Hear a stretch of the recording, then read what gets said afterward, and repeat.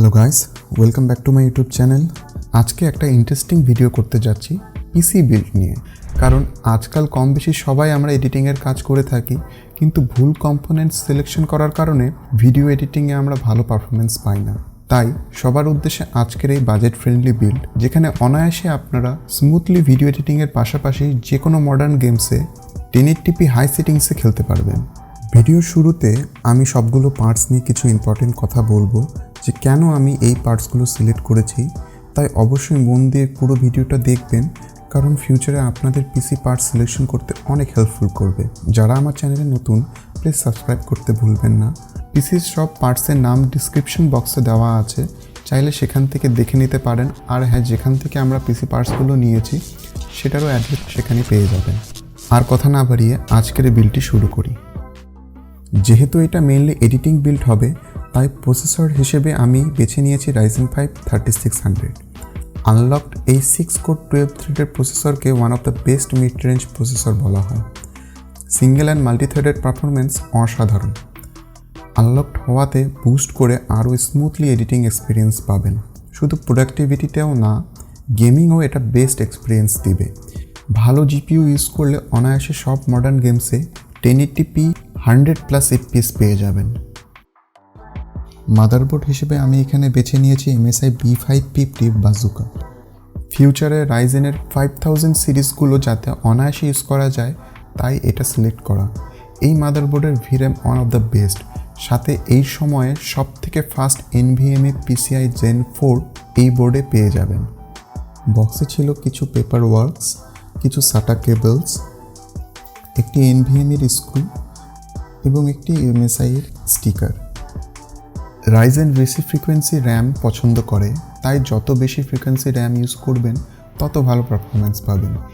আর এই জন্য আমি এই বিল্ডে র্যাম হিসেবে ইউজ করেছি দুটো 8GB 3200 মেগাহার্টসের Corsair Vengeance LPX memory kit.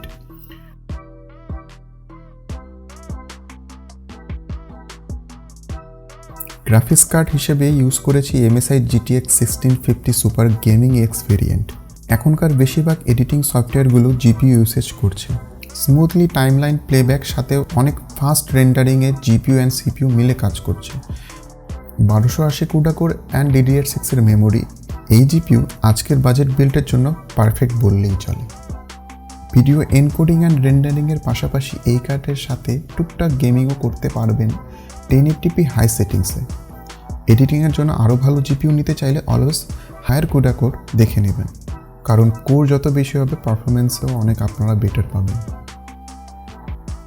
বুট ড্রাইভ হিসেবে ইউজ করেছি SATA SSD 250GB। ভিডিও এডিটিংয়ে হিউজ স্টোরেজ লাগে, তাই স্টোরেজ ড্রাইভ হিসেবে এখানে 2TB হার্ড ডিস্ক ইউজ করেছি।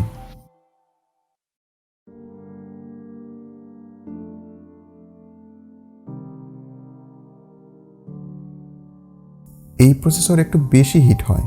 বাজেট বিল হওয়াতে আফটার মার্কেট কুলার নেওয়া হয়নি, তাই হাইলি রেকমেন্ড করব যাতে এটার জন্য আফটার মার্কেট কুলার নিয়ে নেবেন। আপাতত স্টক কুলার ইউজ করছি। আফটার মার্কেট কুলার হিসেবে আমি নিচে একটা সাজেশন দিয়ে দিচ্ছি। যার জন্য এই বিল সে আগের থেকে SSD কিনে রেখেছিল, তাই Nvme SSD নেওয়া হয়নি। তবে আমি হাইলি রেকমেন্ড করব অবশ্যই এই বিল্ডে Nvme SSD ইউজ করবেন, like Samsung 970 EVO Plus smooth performance পাওয়ার জন্য।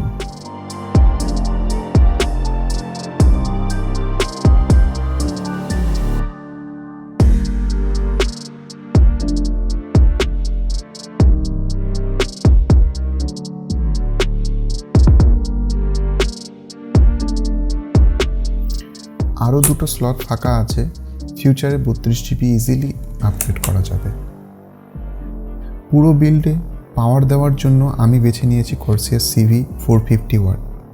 এই বিল্ডে this is more than enough. যারা 1650 সুপারের উপরে জিপিইউ ইউজ করতে চাইছেন তাদের জন্য 550W মিনিমাম রেকমেন্ড রইল।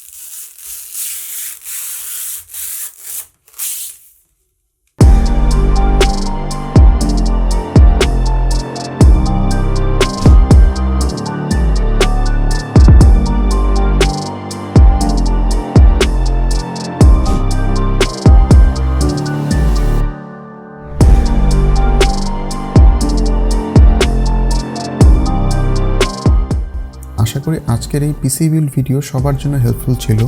প্লিজ সাবস্ক্রাইব করতে ভুলবেন না। কোনো কোশ্চেন থাকলে কমেন্টস বক্সে অর আমাকে ইনস্টাগ্রামে মেসেজ করতে পারবেন।